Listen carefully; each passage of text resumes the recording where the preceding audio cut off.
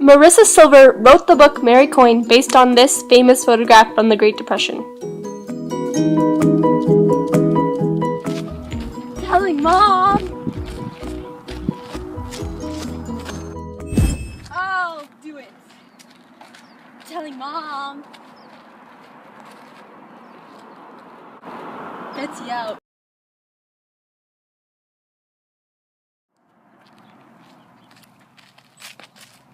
Stiff like a statue. She doesn't have the authentic look.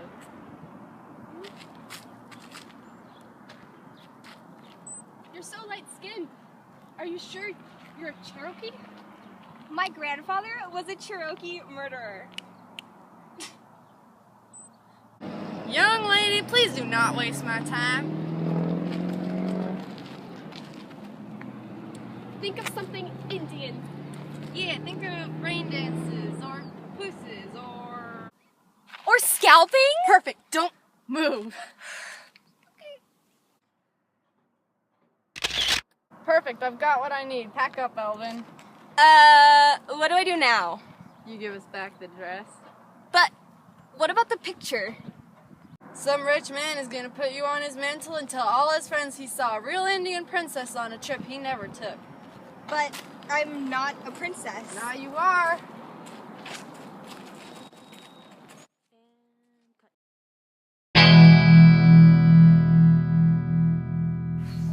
Hello, everyone. Hello. So my first question for you today is, what is this book about?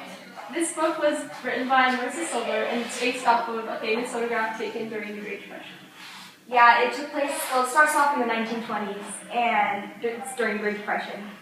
It goes into the Great Depression. And it's basically centered around these two girls, Mary Coyne and Vera Dare. So Mary Coyne is a poor widow who's trying to take care of her 7 kids, and Vera Dare is a photographer living in San Francisco. Okay.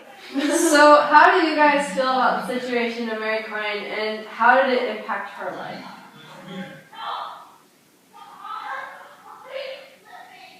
What situation? Dude, really? Did you even read the book? Snapshots fired! Like, she's poor? Yeah. Mary Coyne came from a poor family, and she's kind of an outcast. She didn't really have any friends. She doesn't have any friends. She just stalks Toby. But they do end up getting married in the end, and they have 7 kids, so something must have gone right. So what is Vera Dare's character like? Vera Dare is a very independent woman. Yeah, she knows how to use her words. She's very hurt with her words. She had 2 kids in the Great Depression, and she had to leave them to another family since she cannot afford to take care of them. Yeah, the father was attentive at first, and then he ended up having all these affairs, and he left in the end. But it's okay, because she ends up marrying this really nice guy named Patrick. Yeah, none of the characters in the story really have good marriage lives. Mary Coyne's husband, Toby, died in a fire, so he ended up leaving her with 7 kids to raise all of her own. He left her with 7 kids by herself. Yeah. Well, technically he died, he didn't really leave her, but still. Close enough. So how does this book represent the Great Depression? Well, it really shows the character struggles with the lack of work, the lack of money, and the lack of place to live. That's right, not everybody's lives are so dandy. Really? Dandy? Says the person who says snazzy.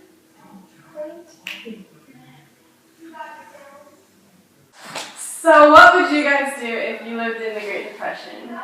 Hopefully I'd have a job, but if I didn't, I just hope I didn't starve and die.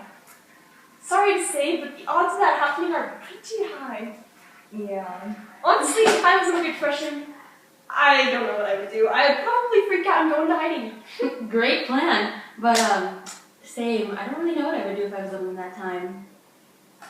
Well, thank you guys for your input. And I must ask, how does this story end? Well... What? Is there something over there? No? Oh? Okay.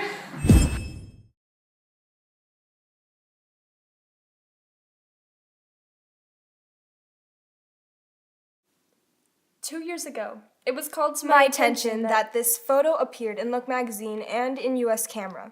Since I have not been consulted, I request you recall all the unsold magazines. You would do Vera Dare a great favor by sending me her address, that I may inform her that should the picture appear in any magazine again, I and my children shall be forced to protect our rights. Trusting that it will not be necessary to use drastic means to force you to remove the magazine from circulation without due permission to use my picture in your publication, I remain, respectfully, Mary Coyne.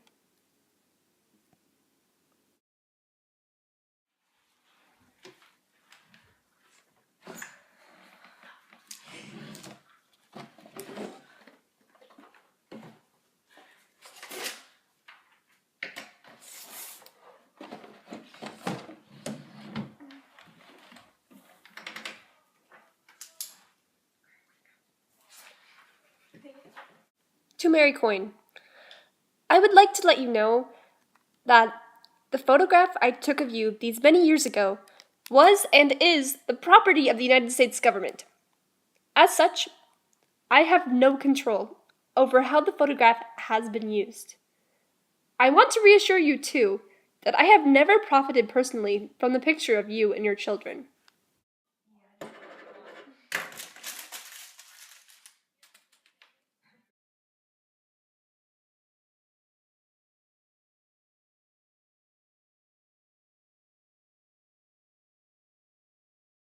Dear Mary Coyne, the picture of which you speak has become synonymous with my name and my identity so much that I sometimes think that when people hear the name Vera Dare, they think of you, and imagine this is what I look like.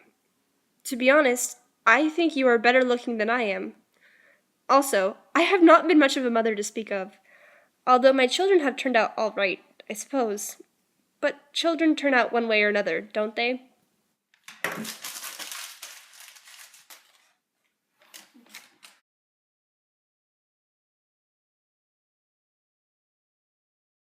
Dear Mrs. Coyne, I don't believe that I've ever really been a photographer in my life.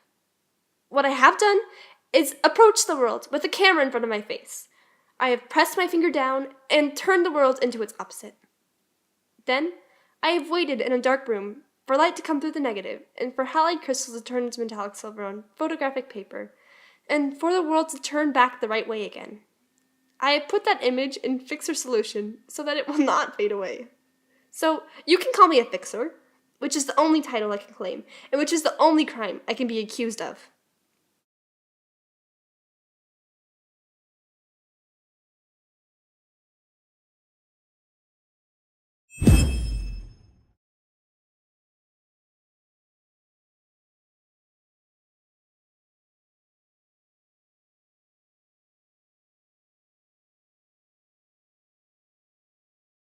Dear Mrs. Coyne, there is a sense you get when you have taken the right photograph.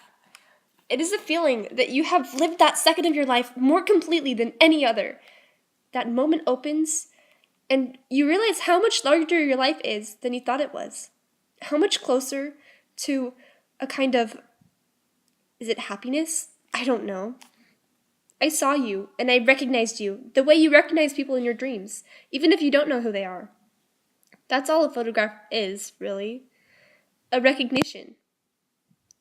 Very sincerely, and with great sadness for the end of things. Forgive me, Vera Dare.